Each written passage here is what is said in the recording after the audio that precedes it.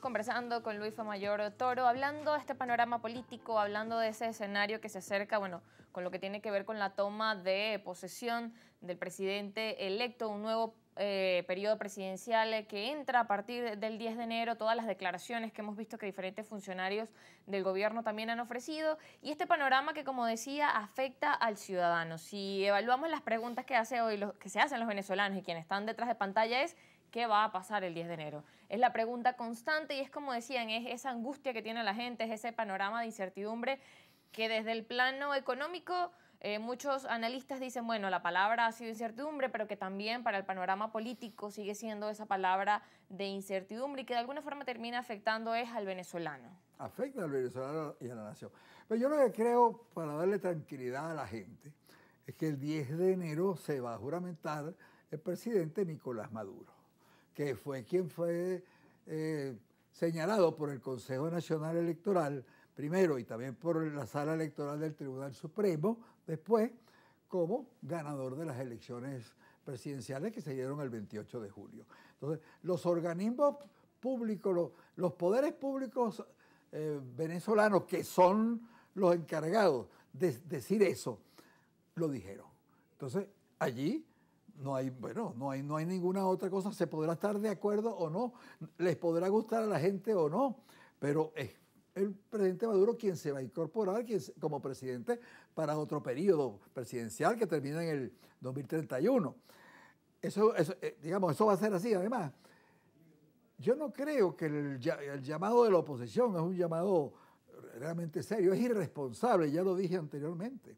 Es un llamado irresponsable porque uno entiende que en la lucha política llega un momento en que se vale todo. En la lucha política, de hecho, el presidente Chávez dio un golpe de Estado, o no lo dio el 4 de febrero.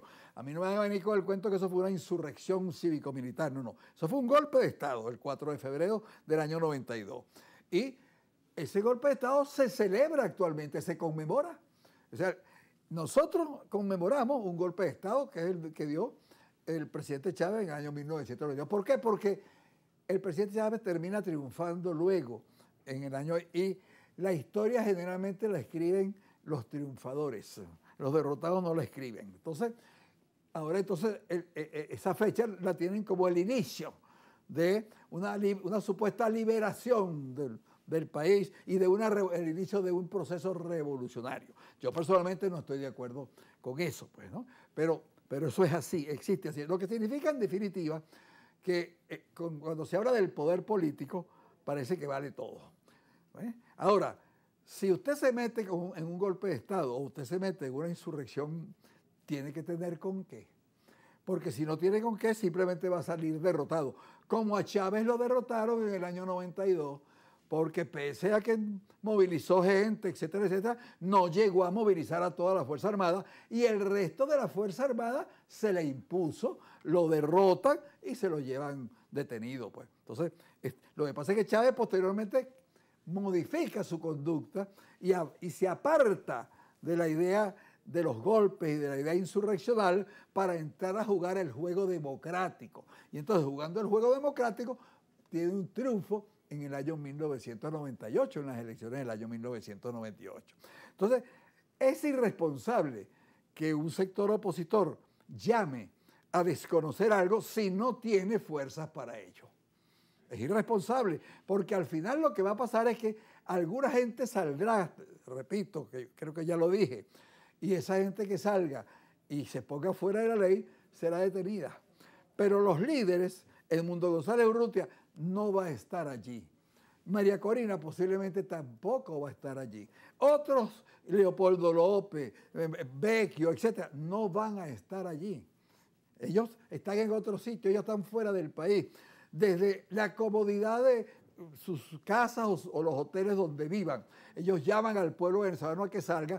Eso es algo muy cómodo y muy irresponsable, porque está poniendo en peligro la vida y la libertad de los venezolanos. Ahora, ¿cómo pudiésemos evaluar esos diferentes escenarios que pudieran pasar? Usted decía, bueno, lo que va a ocurrir el 10 de enero es lo que está previsto. Es lo que está previsto. Que pase. Pero también en ese sentido, bueno, si Maduro llega, hace la toma de posesión como presidente, ¿qué va a pasar después? ¿Qué viene el 11? Porque si vemos, Edmundo González ha hecho una gira donde tiene el respaldo de algunos presidentes y que vemos que incluso, bueno, ahora con el tema del presidente de Paraguay, ahora Venezuela rompe relaciones también con Paraguay por apoyar a Edmundo. Volveríamos también a ese periodo donde en un momento entonces se desconoce al presidente. Estamos como Penélope, hilando en la noche para que alguien, o hilando de día para que alguien de noche le eche a perder la madeja, pues, ¿no? Entonces, sí, la oposición está repitiendo lo que hizo Juan Guaidó con algunas variantes. ¿Cuáles son las variantes que yo veo y las que hay que poner la atención? González Urrutia está hablando de venir a Venezuela. Aparentemente eso tiene que ver con la opinión de una ex magistrada de la Corte Suprema de Justicia que recientemente yo leí, que decía que el presidente electo no tiene que ser proclamado, electo, o sea, el que los votos dicen que ganó. La proclamación es formal. Entonces, decía esta ex magistrada, por lo tanto, el presidente electo, y para ella el presidente electo es González Urrutia, para esa magistrada, se juramenta ante la Asamblea Nacional. Pero resulta que el presidente electo no puede juramentarse ante la Asamblea Nacional porque si llega al país se lo van a poner preso. Y la Asamblea Nacional además no lo va a juramentar, ¿verdad? Esta Asamblea Nacional. Entonces, ¿qué dice esta ex magistrada? Bueno, que tiene que juramentarse en el país, que no puede juramentarse fuera del país.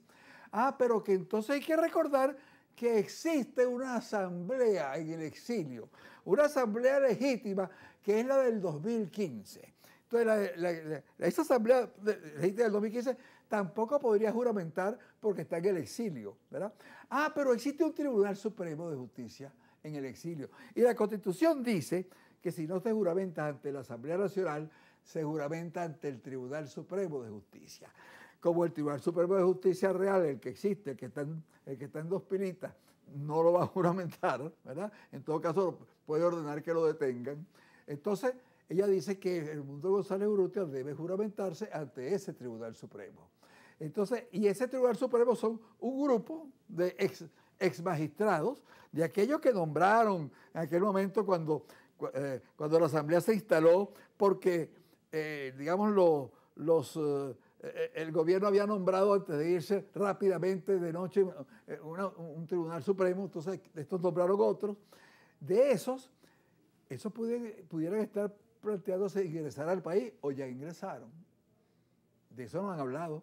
Y González Urrutia de repente ingresa al país, no a Miraflores, sino en algún sitio de Venezuela, y de repente se juramenta ante ese Tribunal Supremo y entonces sale del país y es el presidente juramentado que supuestamente otros estados, otras naciones van a aceptar. De todas maneras, es repetir lo mismo que pasó con Guaidó. Exactamente lo mismo, sin llegar a tener incluso el número de países que Guaidó tuvo apoyándolo. Pues Guaidó llegó a tener más de 50 países apoyándolo.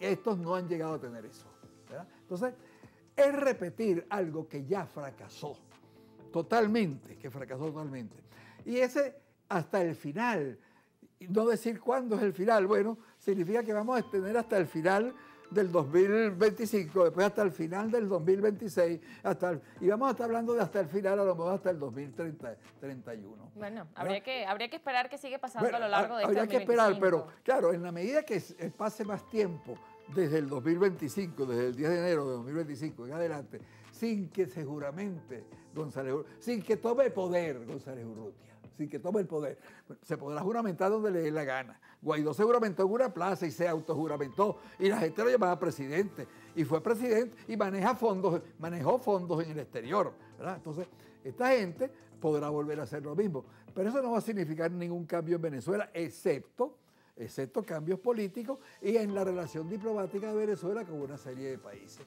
que se entorpece nuevamente, que había comenzado a enderezarse, pero que lamentablemente el 2024, yo digo que es uno de los años más nefastos que ha existido últimamente en nuestras vidas. Bueno, y luego de la pausa me va a hablar de cómo usted vio ese 2024, ¿verdad? ¿Cómo no? Y cómo eso influye en lo que estamos viendo a partir de ahora en este 2025. Ustedes no se muevan porque al regreso de la pausa seguimos conversando con Luis Fumayor Toro.